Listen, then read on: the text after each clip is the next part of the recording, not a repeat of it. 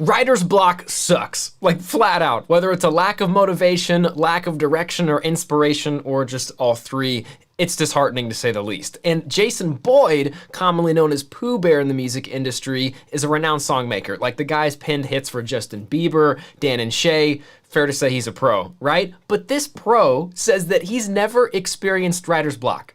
Like ever. He says he doesn't even believe in it. And so I'm thinking, what can you and I learn from this professional? Like, is he lying about never experiencing writer's block? I don't think so. Actually, I think there are some core beliefs that he has and some key things that he's done, some action he's taken in order to like make his creative process bulletproof against writer's block. I actually think there's no way writer's block can enter because of the mindsets this guy has, because of the way that he structures his thinking. So I think you and I can learn from Jason and figure out how to do the same thing. And if you've been struggling with writer's block, you're not alone. So whether you're a beginner and you kind of clam up when you sit down to write something, or if you're more intermediate and advanced and you've been making songs, but like they're still kind of hard to finish, still kind of trying to find the motivation or inspiration, it's kind of sparse at times, I created a free guide. It's called Finish Songs in 5 Steps. You can grab it. The link is in the description below, or you can just go to finishsongs.com. It's just a new workflow that might take you out of your normal day-to-day trying with your writing. And that alone might give you a spark of inspiration and an ability to finish a song, because the big thing, as we'll talk about I think later in this video, is finishing songs gives you excitement, gives you confidence, which are some of the most powerful antidotes to writer's block. So again, if you're interested in that, completely free, links in the description below, or you can jump to finishsongs.com. So there are kind of 3 big ideas that I pulled from this interview that Pooh Bear Jason did with American Songwriter. The first one that we can use to get through writer's block, Pooh Bear said that he learned other parts of songmaking. He learned other parts of songmaking. He talks about it right here. At the time, we didn't have anyone to help us with our music. So by the time I was 12 years old, I was writing and producing everything that we did.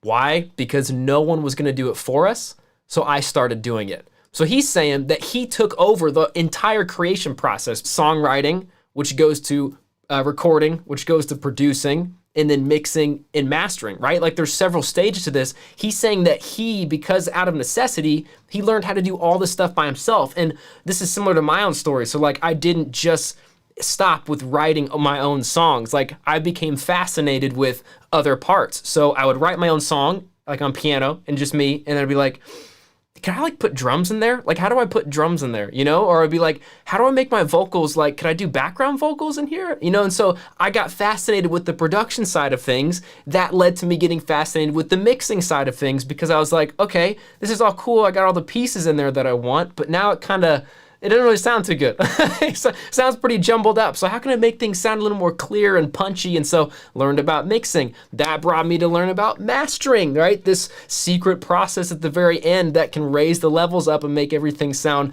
nice and cohesive and competitive on like a radio level basis or streaming level basis, wherever the endpoint of the song is gonna be, right? So I learned about mastering and learned about limiting and how to make the mix that I created like beef up a little bit and stand a little prouder right next to my favorite songs. So I totally resonate with this. And here's the thing, here's the big thing.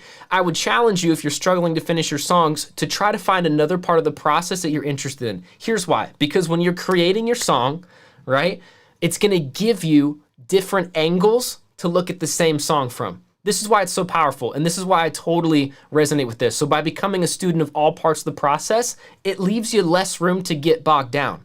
It leaves you less of an ability to stop, because if you think about it, you could just jump from hat to hat. So if you're stuck on a lyric, right, you got your songwriter hat on, man, I just cannot crack this bridge. I cannot get it.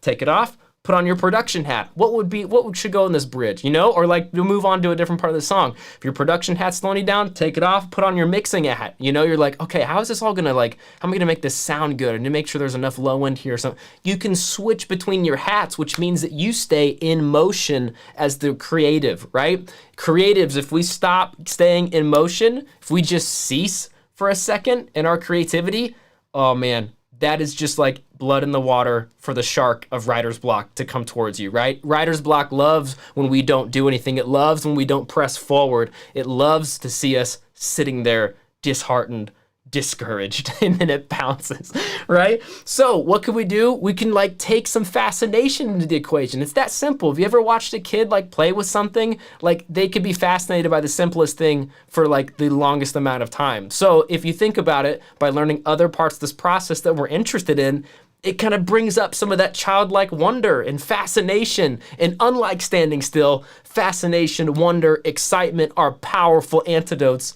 to writer's block, because you're not even thinking about that. You're only seeing possibility. You're only thinking about what you could do or what this could be or what this could affect. You're not thinking about what isn't, what shouldn't, what couldn't be, all the negative stuff like that, right? So something we could try out, like Pooh Bear was saying, is to try to get other parts of the process down. Is there something else you could do besides the part that you're doing now? Cool. So the second big idea that I had from this one's really interesting, but bear with me here. You are responsible for your own inspiration. How do we beat writer's block? How do we start finishing our songs? We need to take responsibility and start owning our inspiration and stop thinking that it's this magic ghost or this lightning strike that's gonna hit us at the right time in the right moment. This is not how it goes. This isn't how professional songwriters think. They don't think that inspiration is something you have to tap into as a charge, and they don't even think it's necessary to create a song. Don't tune out yet, all right? Let's listen to what Pooh Bear's got to say. So he's over here. I am inspired by great, undeniable music that is truly unique, that makes me want to create. Hearing amazing music makes me want to get into the studio to create something even better. So he's inspired by great music that's truly unique, that makes him want to create, right? So this made me think about, well, what could we do? What's something that we could have to like work against writer's block? Well, we could start taking control of our inspiration. I'm talking about get yourself around stuff that pumps you up. So here's like a very practical thing you could do. So Jason is especially talking about music. This is like just true, right? Do you resonate with this? If you hear a song that you like, it pumps you up. It puts you in the mood to create. So the easiest thing you could do is, when was the last time you refreshed one of your jam playlists? I don't mean the playlist that you have that's shared with your brother, that's shared with your best friend, that's shared with whatever. I don't mean a CD that a family member gave you. Those are all precious. Those are all treasurable. I'm talking about you as a creative. Take control of your inspiration and build a playlist that has song after song after song of total, complete jam, like the kind of songs that you would play if you're by yourself driving around at night, windows down, blasting your car's system, blowing out the speakers. What songs make you start feeling and stop thinking? What songs are gonna make you start feeling and stop thinking? That kind of music, I mean, come on. Like, I don't care what mood you're in. That's gonna pump you up. That's gonna put you in the mood to create, right? Very practical thing. The other thing that he was talking about, the flip side of this, is your inspiration. You shouldn't be picky where it comes from. So check this out. As far as my song ideas, they can come from anywhere. Whether they are from daily conversations, billboards, movies, commercials, I get great concepts for my songs from everything, all around me. This is huge. Don't be so picky with where your inspiration comes from, fellow songwriter, fellow creative. Don't judge it, ever. For any reason, ever. For any reason. Just The Office, Michael Scott.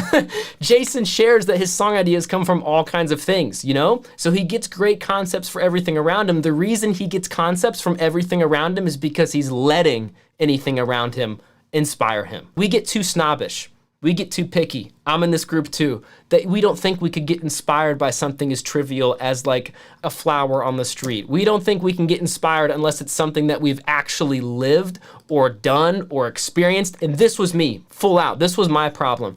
I couldn't make a song unless I felt like it was something I lived, something I experienced. I had to feel it viscerally in order for me to like feel comfortable releasing it or feel comfortable, because it's like, this was me. This was me right here. This was my experience. You know, like that was literally where I was at. No shame. Not picking on anybody if this is where you're at, because I was here too. But the thing that we have to understand is you can get inspired for the sake of practice, for the sake of getting better and improving and starting to build out those song finishing muscles. Dude, you gotta write about like a banana peel. Like you really do. Like you gotta write about anything. You gotta watch a TV show and get inspired by a scene. You gotta watch a movie and get inspired by a shot. Look at some weird vintage 1930s picture. I don't know. And like get something and take inspiration in from anywhere. The beauty of this is the more you let your guard down and the more you let in are the more ideas that come through. If there's more ideas that come through, you have more inspiration to pull from because you're open and susceptible to new possibilities instead of being so closed off and snobbish and trying to analyze everything that comes in as no, that would be stupid. No, that's silly. No, I can't relate to that. No, that's too childish. No, what, you know, like any of that kind of stuff. You have to let all of that go. So the point is you need to be proactive in your inspiration, not reactive. Take control of your inspiration by setting it free, which kind of sounds like a weird sage wizard Yoda sounding thing, but like, you don't have to take it from me, take it from Poo Bear. The dude's taking inspiration from all around him. Big idea number 3 that we can use to get past writer's block, start finishing our songs, is to understand this, that consistent creation trumps all. Consistent creation trumps all. Check this out. Here's what the dude says. Have you ever experienced writer's block and how'd you get past it? So the interviewer said. Jason says, I've never experienced writer's block because I know that not everything I create, I am going to love. What? Whether I love something or not, I know I have to just get it out. I think writer's block comes from insecurities and I don't believe in that. I have to get something out every day, no matter if I end up loving the song or not. Now that may read as brutal for some people. Bear with this. What we can learn from this guy, from a professional, if we can stand on his shoulders for a second, is he clearly has a mindset. He clearly has a way of thinking. He has changed his psychology so much that he thinks he doesn't believe in writer's block. I'm almost getting like Tinkerbell kind of vibes, you know, like believe, believe, believe. If you don't, like she's not real, if it doesn't exist. What if writer's block is like that skittish? What if writer's block is so skittish that like the thought of you not believing in it could run it off, right? If you just choose to think that you are capable, you choose to believe that you can overcome this thing that's stopping you right now, that you could choose to create this song and not let some external force stop you. Like there's clearly a belief system going on here. And this is what I want us to get is this mindset shift. You have to detach your identity from your artistry. Your art is amazing. I personally believe it's a gift from God. Like I believe it honors God to use the musical gifts that he's entrusted you with. But my friend, his songs you make are just something you do. The songs you make are just something you do. It's not who you are. You know, like you're a human. I think made in the image of God. And like that has family. You have friends. You have favorite foods, favorite movies, favorite music, opinions about all sorts of things, outdoor activities that you like to do, indoor activities that you like to do. You love to travel. Like you're not the sum of the great songs that you write. And I think that some professionals understand this. I guess I can't speak for everybody, but like a lot of professionals have this mindset of, no, this song is just a piece of the puzzle. That when joined with another one, when joined with another one, when joined with another one, we can start to see the full image of all the effort and all the practice and all the reps. Every song you write is just another song, another widget on the conveyor belt of your practice and your reps. Operating from this mindset frees you of insecurities that cause writer's block because there's no pressure now for you to create a masterpiece every single time you sit down to write. It's just not gonna happen. It's just another song. It's another opportunity for you to exercise your skills and continue to refine your process. And what happens is your pace is gonna speed up. The songs that you make per year will go up if you have this mindset. And here's why. The volume of songs, your output increasing, is the secret sauce that makes awesome songs come to life. Because here's how the process works. Demystifying it all, right? You're making stuff consistently. These are like songs. These are the things you're creating. These are the reps down here at this like bottom level. Every X number of songs, a good one will come out. When you're like, hey, that was good. I'm proud of that one. You're still creating, right? Every few good songs that you make, a great one will come out. but you're still creating. This is your bedrock. You got to stay down here. So you're creating consistently. Every once in a while, there's a good. For every few good songs, there's a great song. Same thing, every few great songs, an epic one, the one where you feel like you nailed it. You're so proud of every single part of it from beginning to end. You couldn't think of any other edits to have for it, right? But that only happens with the bedrock of consistency. Because without that, without this mindset shift, you're never going to switch into a gear that's going to allow you to go faster, that's going to allow you to move and move and move and create and create and create and continue packaging up a song to put on the conveyor belt, because it's song by song. So my encouragement to you, dear friend, dear songwriter friend, as a fellow traveler, I'm talking to myself on this, is right here. Learn to flip this internal switch to start caring more about the song maker you are becoming today than the song you're making today. I'll say it one more time. For somebody in the back, just myself. Flip the internal switch to start caring more about who you're becoming today, not the song you're making today. Enjoy the freedom. If you need a step-by-step guide to help you walk through this, I got you covered. In 5 steps, you will have a finished song. If you have a song that you're stuck on, plug it into the system, start about step number 2, 3, or 4, it'll finish you through the end. Get that finished song. Get the next one and get the next one and feel the encouragement and feel the confidence and start to watch your ability rise as you're committing to, man, I'm not gonna let writer's block get me down. Like, I'm gonna go forward with this.